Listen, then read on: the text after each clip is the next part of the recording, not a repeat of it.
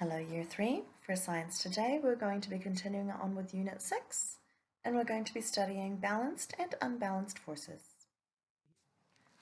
A force is either a push or a pull in a certain direction.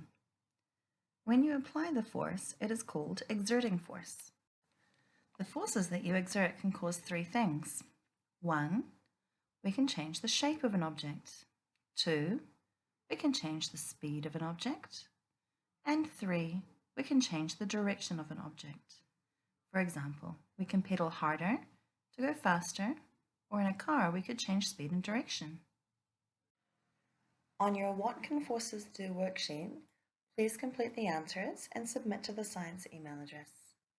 Question number 3. Adam is playing with his toy truck. Name the force acting on the truck. We do not need to apply the same amount of force to all objects to change its shape. Some objects can easily change shape with a small amount of force, such as this Play-Doh or clay. The child, you can see, is applying a very small amount of force. But some objects can only change shape with a large amount of force. For example, the man behind these bars, the bars are not going to change shape easily without a huge amount of force. If an object is light, the amount of force needed to move it is small. But if an object becomes heavier, we would need to increase the force applied to make the object move. This also goes in the opposite way. If the object already is heavy, the force needed to move it is great. And then, if that same object was to become lighter, we would decrease the amount of force needed to move the object. It's your turn. Get your science pupils book and put it on a smooth surface, either a ceramic floor or a table. Push and pull the book across the surface. Now, add a big pile of books on top of your science pupils book. Now try to push or pull the pile of books. Did you have to increase the force to make it start moving? We can talk about how forces are balanced and unbalanced. Balanced forces are forces that are equal in size but opposite in direction. Balanced forces do not cause things to move. For example, we have somebody pushing on one side of a box and somebody pushing on the other side of the box. Now, both of these people are pushing with the same amount of force. If the force is equal in size and in the opposite direction from each other, then we can say that the force is balanced. Unbalanced forces are forces that are not balanced.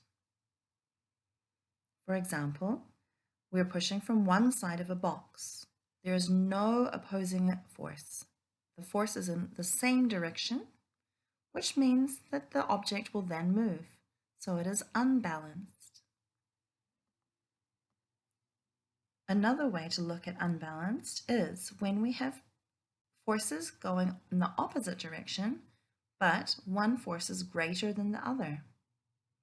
We can see on the left is the greater force, and on the right is the lesser force. So the different size of force makes the object move.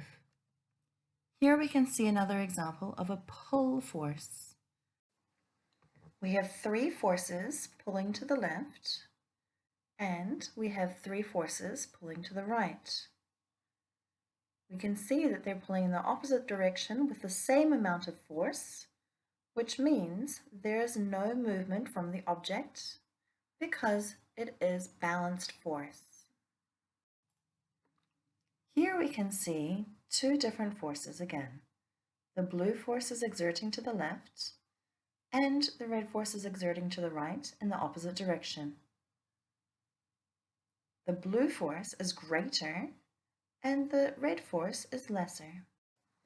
Because we now have different sizes of force, force is unbalanced. When we have a greater force pulling in one direction, then we get movement from an object. So here's an example. Who will be able to move the box? We have the two boys who are both pushing or exerting the same amount of force in the opposite direction onto the box. Will the box move? Nope, because the force is balanced. On the What Can Forces Do worksheet, question number 4, Chen has an empty box. He moves the empty box forwards. Chen fills the empty box with his toys. He moves the box forwards again.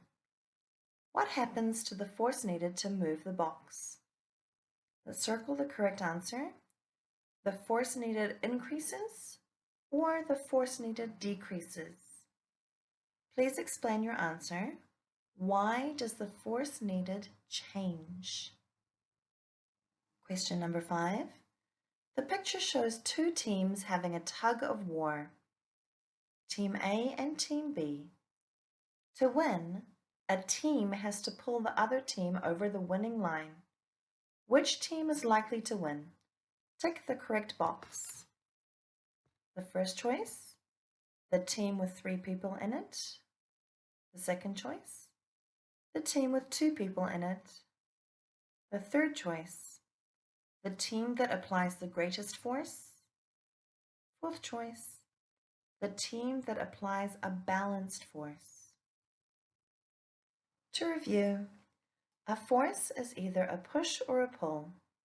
We do not need to apply the same amount of force to all objects to change its shape or make it move. We can increase or decrease the force applied.